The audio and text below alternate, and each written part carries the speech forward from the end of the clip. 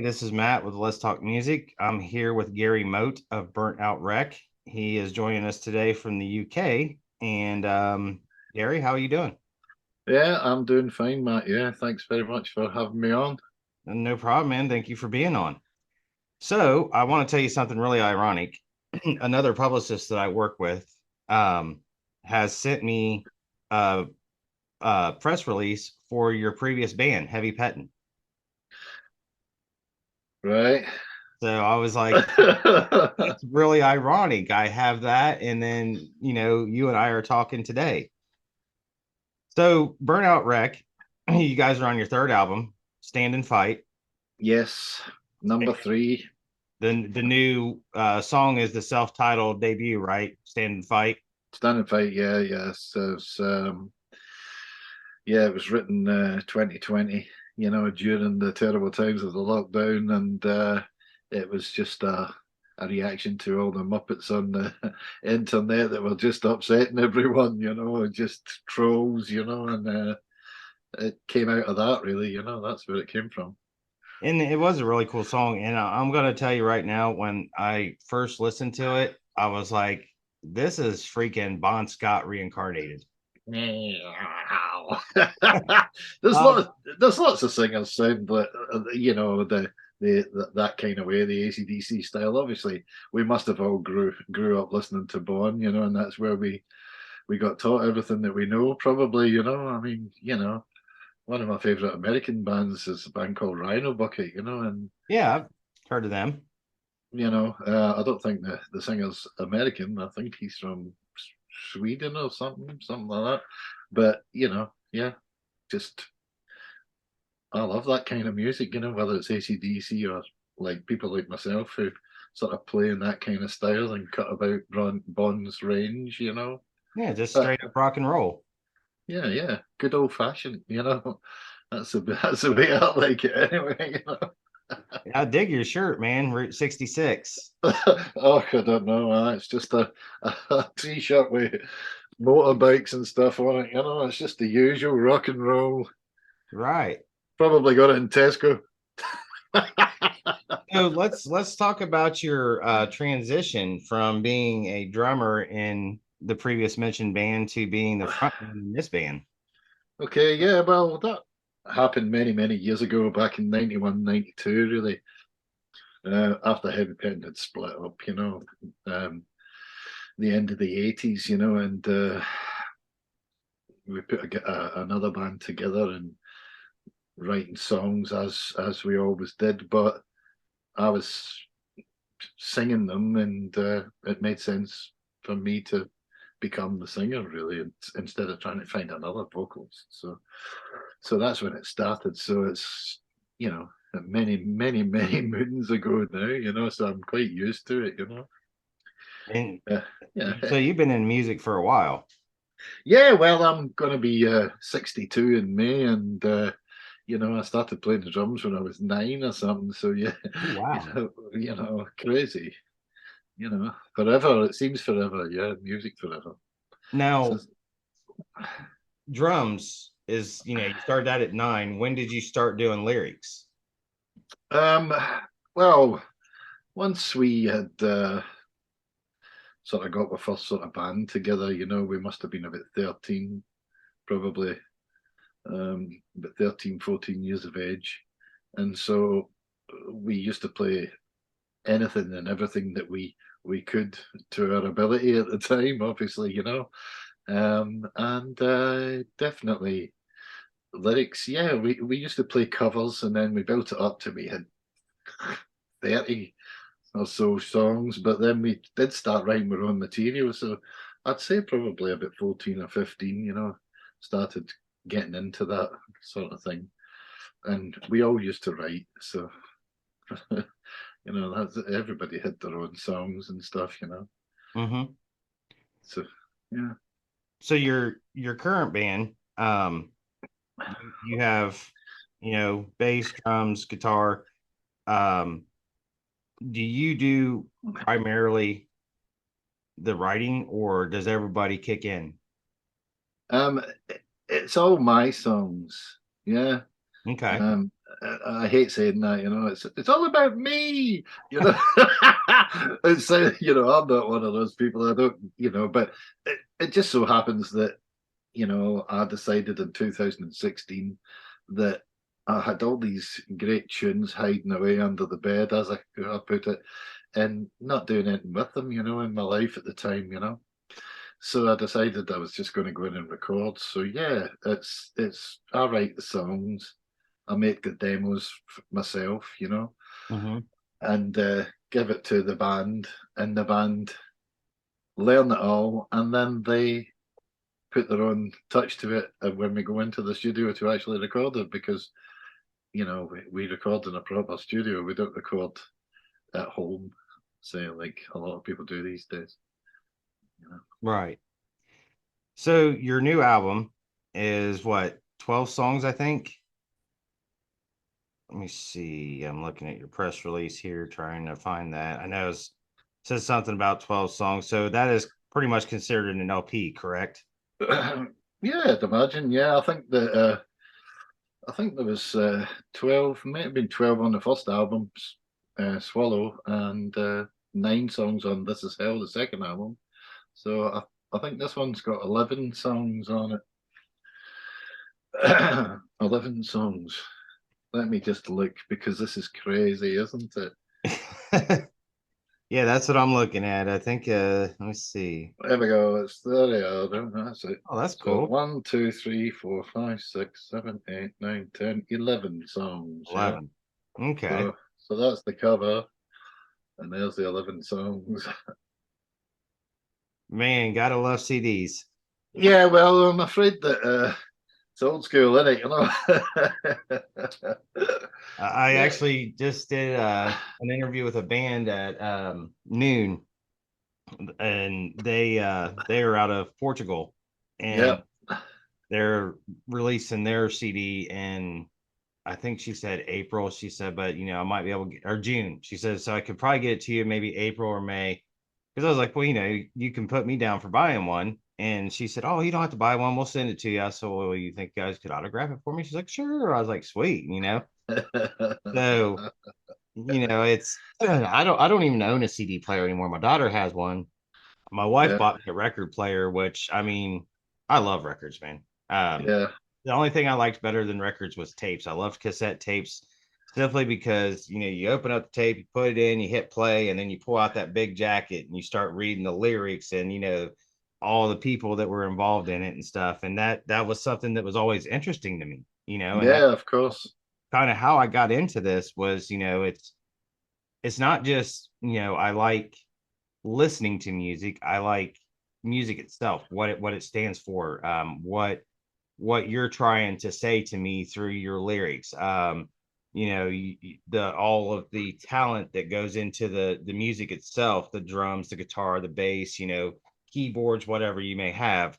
Um, and I like to learn about you. You know what I mean? I like to know, okay, this person that I'm listening to is from here and has a family and blah blah blah. It's not so much the, I think, the rock style mind frame that I had as a kid, where I was like, these guys are rock stars, all they do is party and have sex and blah blah blah. You realize, hey, these are regular people that are just Yeah, talented and they're out doing a job. I think I barely remember that part of it. Yeah. Oh, goodness. So you say you played in Columbus, Ohio before. How long ago was that? Well, in the first band, the obviously Heavy Pen, Mm-hmm. we went on tour with Saxon, Rap, Motley Crue, in 1984. So we came over to the USA, and we just went around, wherever that tour went. I think we were there for about 6 weeks, which most of it is just a blur. I Um, bet. exactly what you've just said there. The whole Right. sex, drugs, rock and roll carry on of it, the circus, Yeah. and yeah, it was the Motley Crue Shout at the Devil tour. So They were playing in the big stadiums, and it blew our minds. We were the first band on, and then Accept were the second band on, Oh, wow. and then it was Motley Crue, and we had all these young girls coming up, and a totally different effect in the USA to what it was like in Britain at the time, Hmm. and we thought, well, what's this then? Well, this is great, isn't it? What a life, we must try to carry this on. But yeah, it's all good stuff. All good stuff. I bet. I mean, they say that Motley Crue is the most notorious band for, partying and women and everything. And it's like they're actually getting ready to do another stadium tour here with Def Leppard and Yeah, someone yeah, else. I can't remember who the other band is. And I love Def Leppard. I've loved Def Leppard since High and Dry. I mean, I think they're one of the, you know, greatest bands to come out of, England. They're phenomenal. And, yeah, I try yeah, to see them every time they're in town, but it's been a, a a really cool experience for me being able to talk to musicians.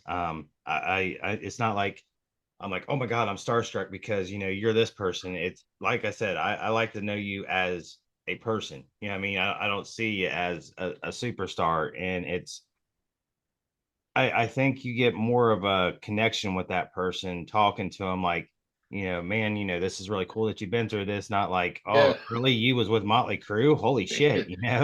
Yeah, yeah. No, no, it shouldn't be that way. It's not about that. It's just that that's the way that it was, and then everybody meets their partners, starts having kids, Hmm. and then reality kicks in and the band split up and the day jobs come and here we go, Yeah.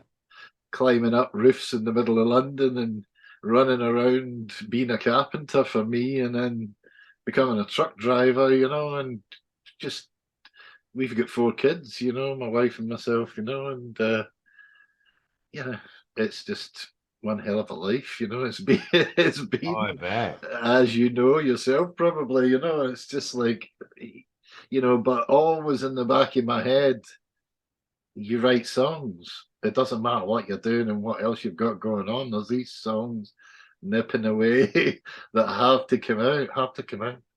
So that's where obviously Stand and Fight, the album, came from. It's just no matter what goes on, there's that I'm always going to write songs. Right. So yeah, So it's a curse. it's a curse. Yeah, So, I mean, you mentioned you're about to be 62, right? yeah. Okay. So we're talking 60s. Who are your big influences from back then? I don't know. I was born in '61. I suppose my mum was probably playing the Beatles or something crazy, 62, 63, 64.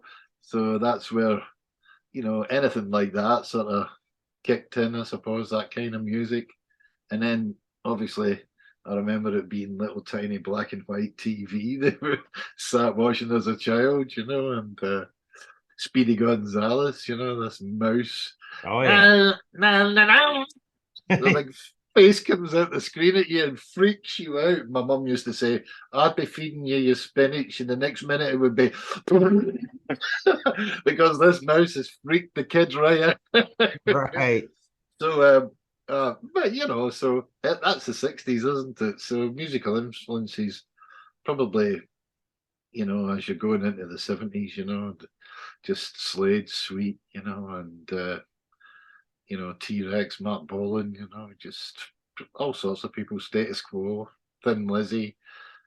As it goes on, as ACDC comes in, and and Right. then so I suppose I'm about 4 or 5 years too young to have been into Sabbath and Zeppelin. That was just before me as a. that way, you know. So everybody always says, what do you mean you don't really like Black Sabbath? You know, you went and toured with Ozzy. That doesn't make you. That don't make it mean anything. That's just the band went and tour because we got the chance to be on the Aussie tour. What? You don't have to like the, you know. But I Right. do, but I do now because you come to appreciate that as you get older, like you know. Oh But yeah. yeah, all sorts of influences, everything right across the board, you know, reggae, soul, funk, everything, you know. We all been to the discotheque in the 80s, you know, and bought chic albums and stuff. Right. Yeah. I see I was born in 76, man, and I think a lot of my musical beginnings were like mid 80s, 90s. But I remember one of the first songs that I actually heard that kind of got me into rock. I was at my babysitter's house, and her husband had come home from work, and uh I was they told me to go outside and play, and of course they were in there, puffing on a joint.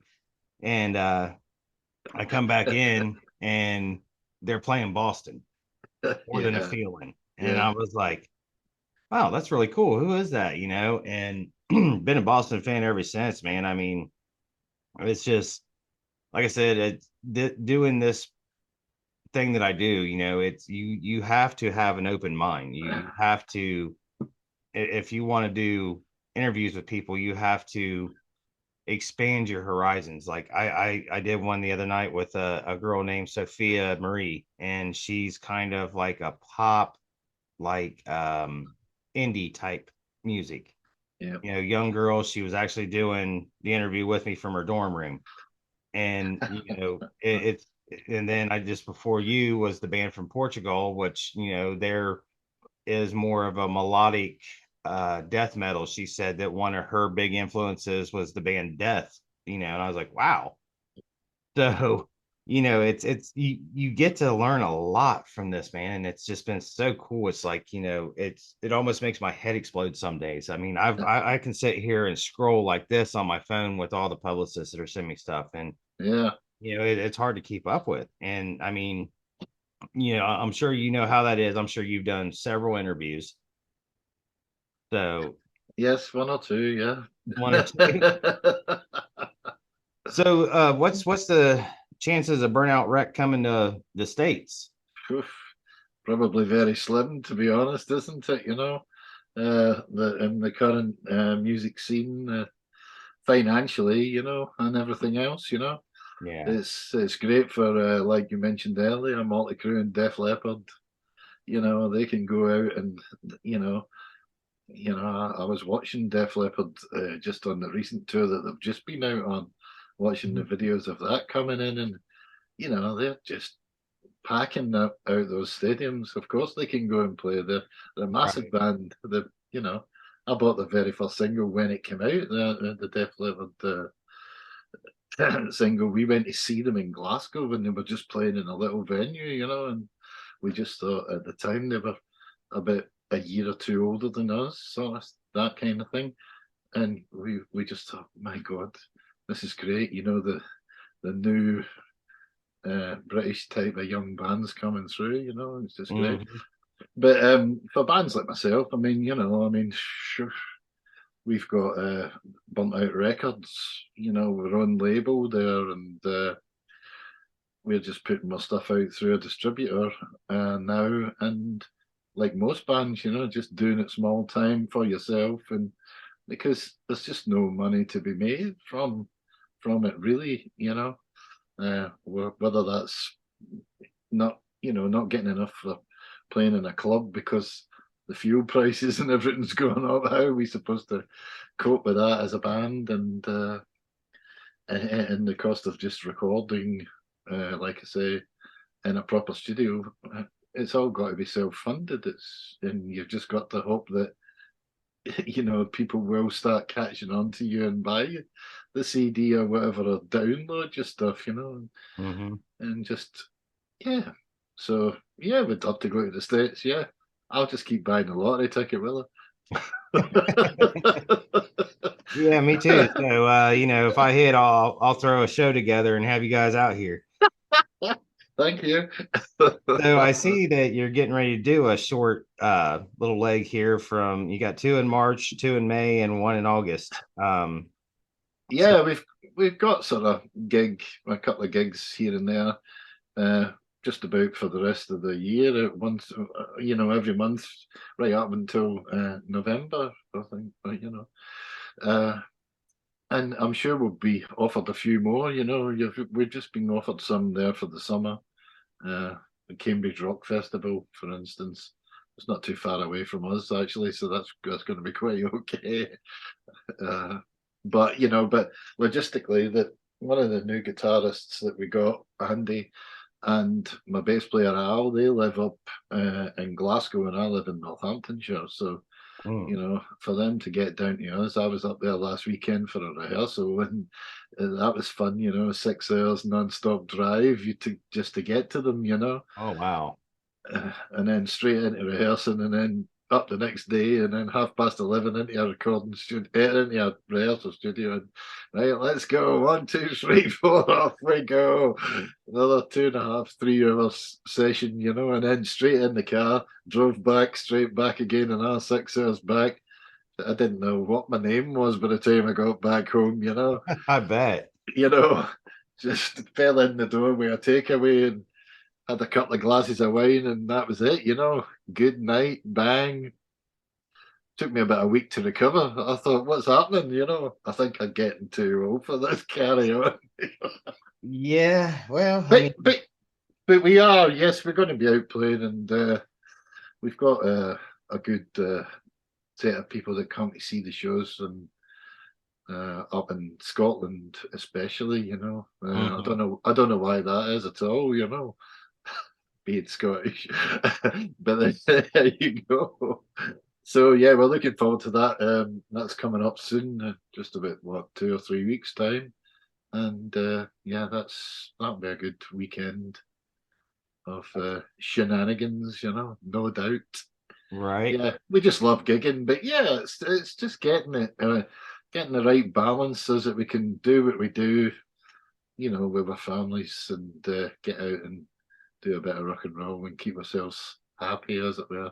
Get your fix for making noise. And see, that's how I feel is like I would love to come out to Europe and just see some of these bands that I talk to. It would because they're talking about how they love playing live shows. That's like their thing. They're like, a band I talked to the other day, they were actually from here, but he said, our music is different. He says you can't really turn on the album and listen to it and be like, oh yeah, man, I can rock out to this. He says it's just a different type of music. He said, but when you come to our show, that's when you see who we are. He's Yeah, like, we put on just this hardcore, you know, 110% performance, and the crowd loves it. We love it, and it goes back and forth. And I mean, I think that's one of the best things about music is seeing the band live. Is you can get a gist of for what it's like, by listening to an album or whatever. But when you actually see a band live, it's like, oh my God, these guys are larger than life. yeah, yeah. We really do enjoy playing live. It's just getting that combination where the crowd are up for it. You Hmm. know, they might not be there to see you. We play a lot of these festivals, like, so that they're not outdoors, they're indoors. Right. We've done a few outdoor festivals, but most of these things are indoors, and they are in a big hall or whatever, and there's like 3 days worth of bands just non-stop playing. Yep. So as long as you've got that audience, and they're a captive audience, they're a big audience, and a couple of thousand people perhaps, and but if they're all there and they've got that, we're here to have a bloody good time, then they will, and that's the one. It's just like, yeah, we've had some cracking gigs, some crackers. you just stand there and go, "What is going on here?" Because sometimes you can just get that, one man in the background, hey, clap. Right. You think, wait a minute, we traveled what 400 miles to play this gig. Right. Yeah, and I mean, we just started having festivals probably 10, 15 years ago, maybe 20, but I would say 10 or 15. And I used to envy, people in Europe and South America that, like you would see an Iron Maiden show in South America. And I Yeah. mean, it's thousands and thousands of people. And you're like, man, that would be so much fun to be at, and then you had all the Yeah. different the rock or was that rock AM or rock ring or something like that, ring AM, whatever over in Europe. You see those two those festivals, and finally they started doing them around here. And I mean, I'm 46 years old and about to be 47, and I'll tell you what, I learned real fast that I ain't 20 no more. You go to one of these festivals, it's 3 days long, and it's nothing but music and partying and the sun beating down on you or rain pouring on you. And it's like, Yeah. God, that Yeah. was so much fun, but it's going to take me 2 weeks to get back to normal. Yeah, So, exactly. Yeah. Yeah, I know exactly what you're talking about with the Iron Maiden gig there. It's just like when you see that and those people down there, and is it Brazil? I think that you just like. I remember watching Rush doing that as well, mhm, and they sing the music as a country, it seems, because there's so many blooming people there and they're all going up and down. The whole thing is, right. and you watch it and you just go, "What Yeah. a place!" There is no other place like that.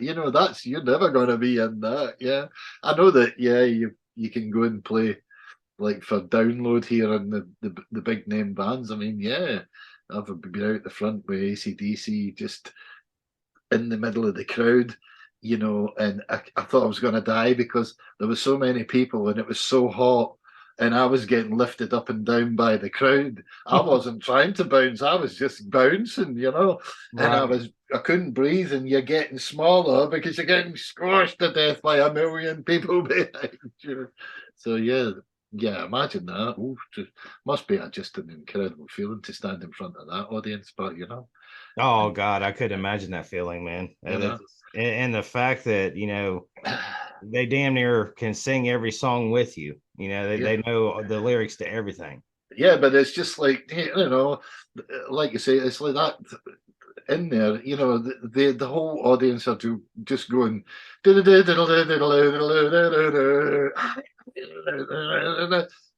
they don't care. They don't.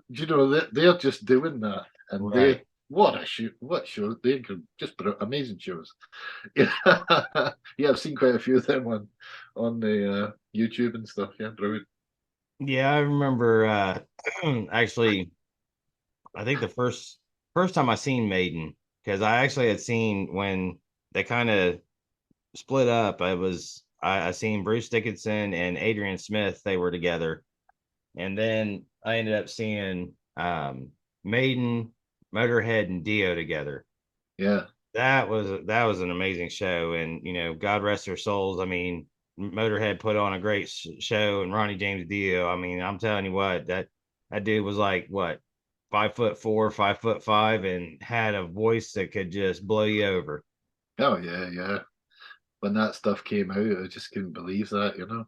Hmm. When he came out. Somebody gave me a tape of it, and we were in London, and it's just like, what is this?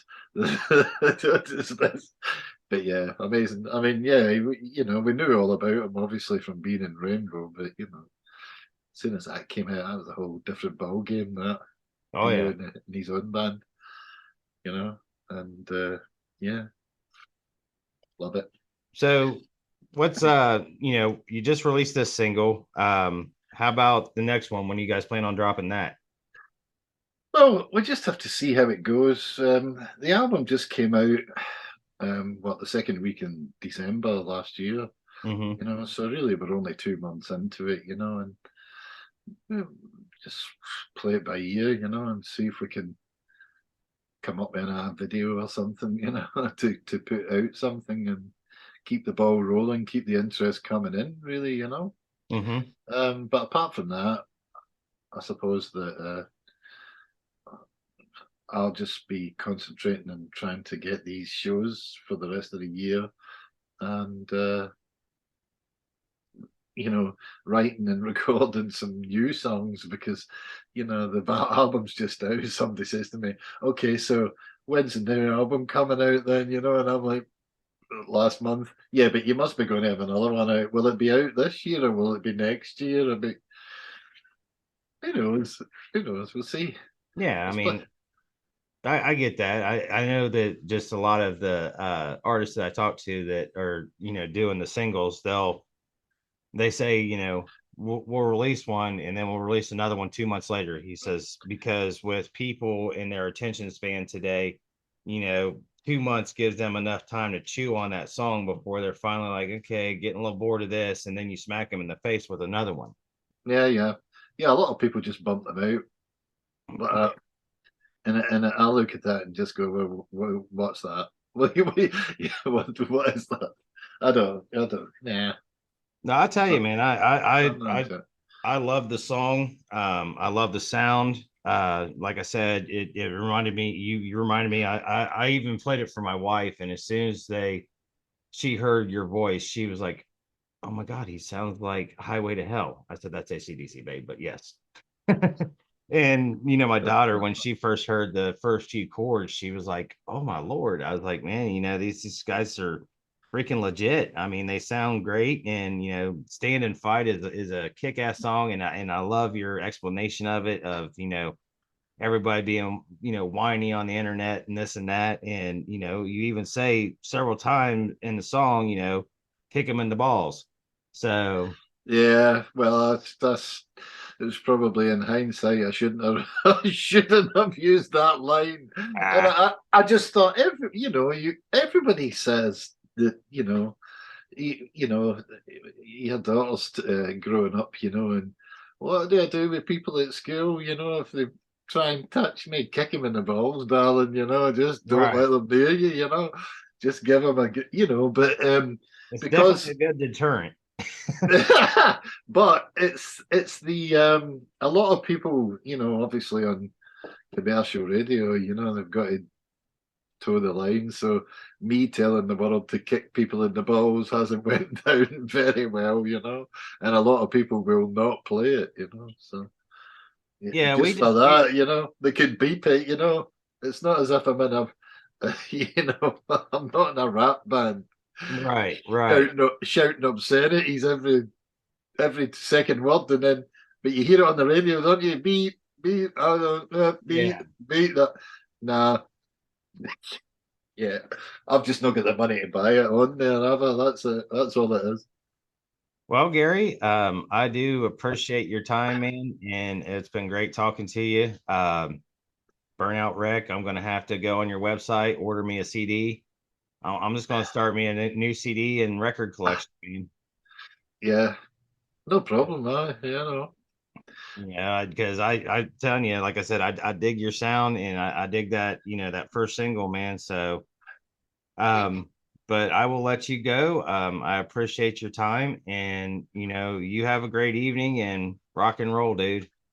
I certainly will. I'll go and get the wife's dinner out of the oven now, because I'm sure she's on the phone talking to the rest of the world, trying to get some stuff going, because she's obviously the band's manager, and Oh, okay. my wife Claire. So yeah, I think you've been talking to Judith, I think. Okay. Yes. Right. Anyway. Yep. So yeah, take care, Matt. Yep. And All thanks right, very buddy. much again. All Cool. right. Thank you. Yes. See you later. Bye.